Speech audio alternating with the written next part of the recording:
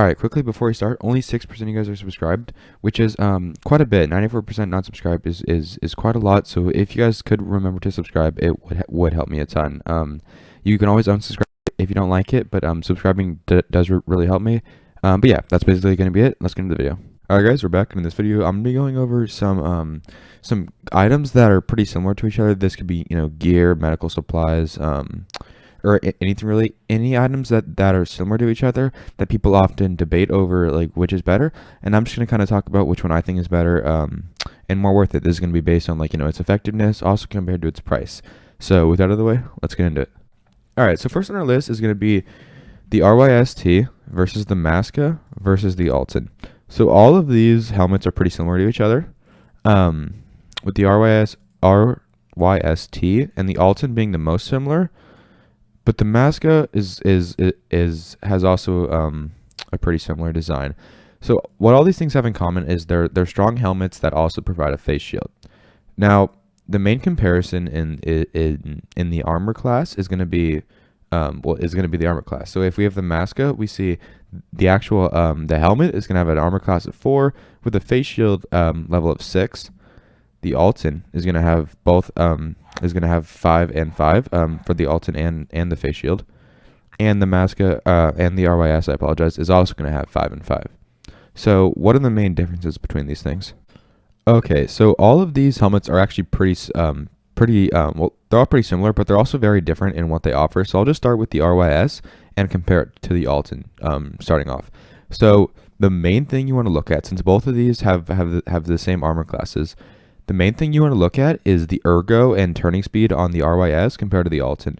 So if we start with change movement speed, it only has a negative 3%, while the Altyn's looking at a negative 7%. So it's more than double, right? And that goes for the same as the change turning speed, right? The Altyn is similarly more than double. Along with the ergonomics, Altyn has 2% less. So I guess negative 4, negative 6, maybe 2% more. But yeah. So overall, in the ergonomics it offers, the Altyn is much worse. The Altyn does not allow you to be as free when you're running around. Now comparing the Rys-T to the Maska, these have pretty similar stats. With the only thing really changing is the turning speed and ergonomics. The Altyn having less of a negative effect on the turning speed, but it also has less ergo. But yeah, so basically, how I rate this Rys-T compared to both of these other two is this is going to be the top one. However, it's a little bit harder to get, so that's something to keep in mind. But in terms of sheer gear effectiveness, the Rys-T is definitely going to be the best.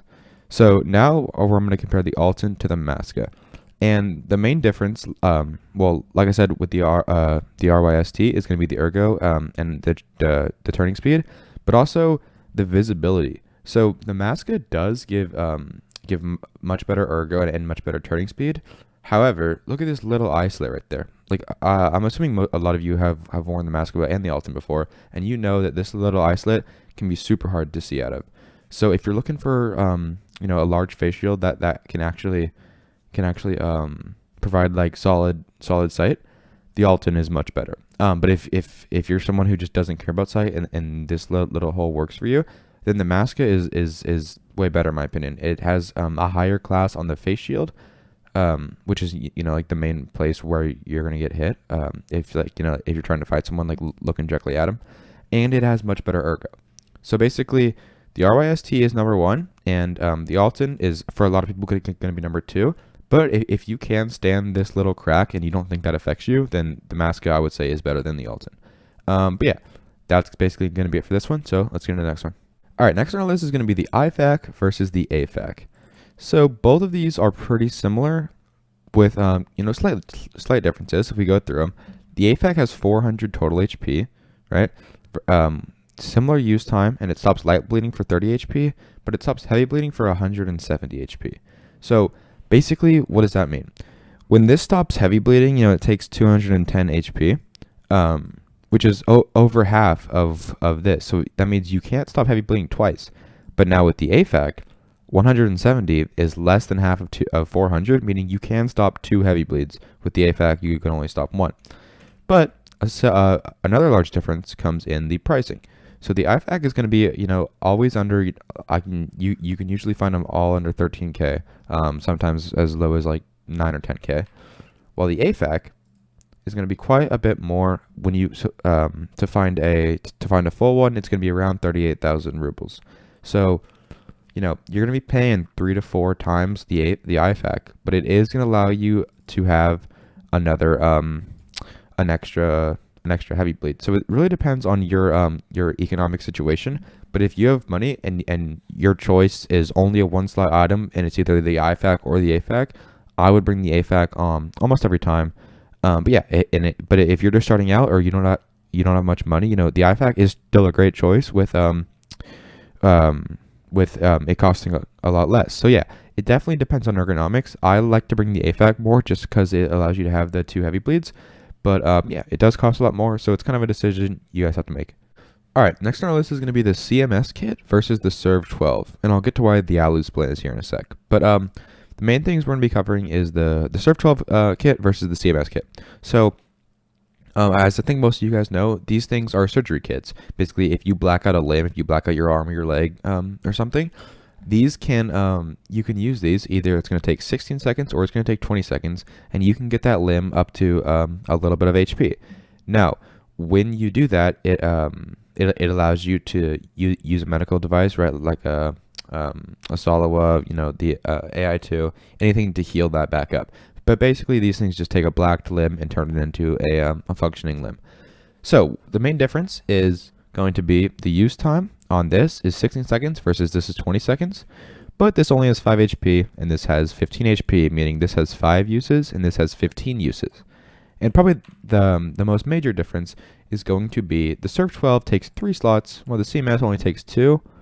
And lastly, the Serve 12 removes a fracture, while the CMS kit does not. All right, yeah, so just off the bat, which one do I think is better? It's going to, compared to the CMS or the Serve 12, I think it's going to be the Serve 12 kit. Now, in a previous video, I said the CMS kit, and I've since changed my mind, and, that's okay. The game's large, and it's ever-evolving, and now I think the Serve 12 kit is better, and I'm kind of talk about why.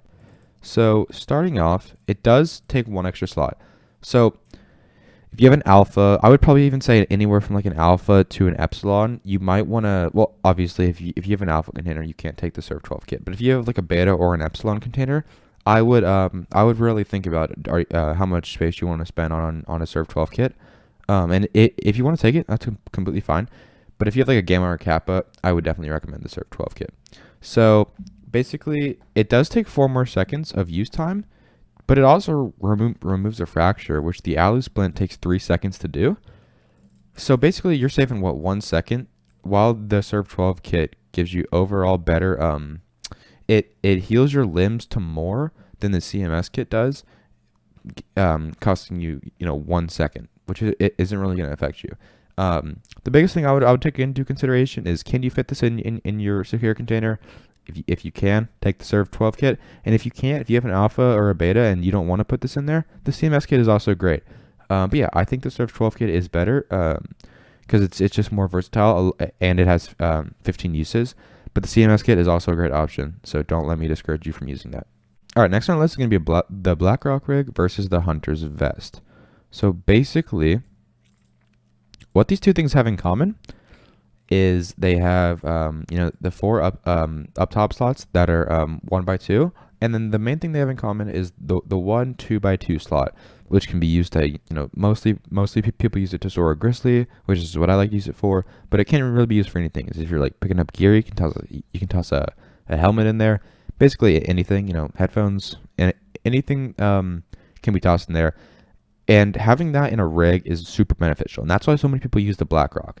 But the Hunter's Vest is something that is super beneficial and really cheap. So if we look at it, it's 17K. Versus the Blackrock Rig, which if we look at it, the Blackrock Rig offers 20 slots, and this one only offers 16 slots. But like we said, this is 17K. The Blackrock Rig is 45,000 rubles. So, you're paying more than double to get 4 slots. So this is another one. A lot of these are kind of like, what's your economic situation? If you have a lot of money, toss that Blackrock in there. It looks cool. It provides space, and it's overall a solid rig. If you don't have money and you're on a budget, the Hunter's Vest works really well. This is what I recommend for like newer players who are looking to take a larger rig into the game. This is great in my opinion. I think yeah, it's even cheaper than the belt rig, which does offer more slots, but it yeah, it's like half the price of a belt rig, which offers more slots, but but with this one you're getting the 2x2, and that's not on the belt rig. So yeah, you kind of just got to take into consideration what your economic stance is, and if you have a lot of money, I prefer the Blackrock. If you don't have money, use the Hunter's Vest. It's really good, and I would definitely recommend it. All right, next on the list is going to be the Crowned armor versus the Gzhel. So these armors are pretty similar, both tier 5s that can be bought for relatively cheap. And the main thing that's going to change them up is going to be the ceramic material on the Gzhel and the armor steel on the Crowned. Along with that, the Crowned only has 45 hit points, while the Gzhel has 65. And last thing I guess I should also mention is the Crown takes some more movement speed away from the player, along with ergonomics. Basically, what are the differences in these two? I would say, well, the main thing is going to be, in my opinion, the material. Gzhel does not, or the ceramic in the Gzhel doesn't repair that well.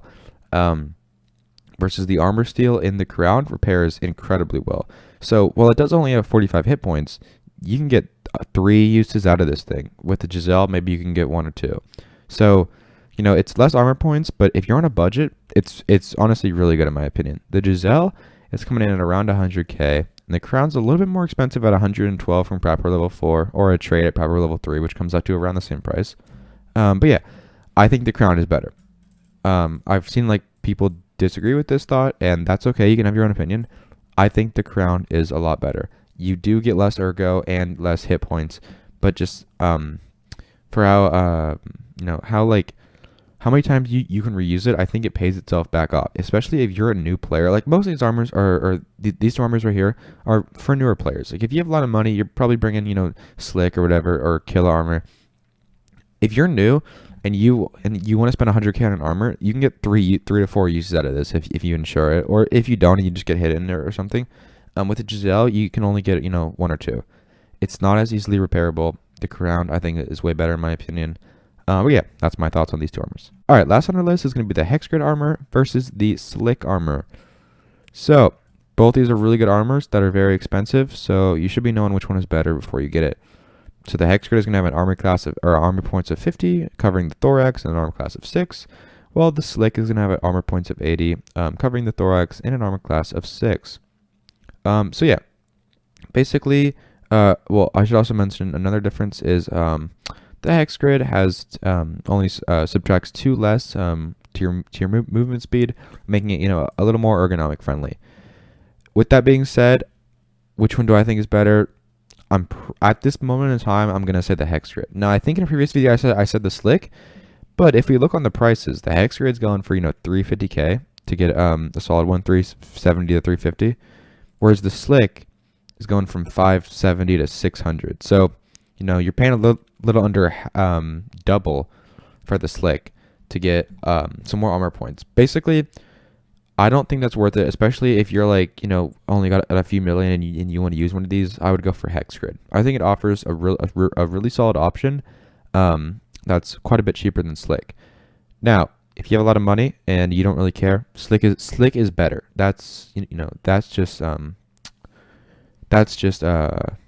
information that we've been provided. Slick is better than Hexgrid.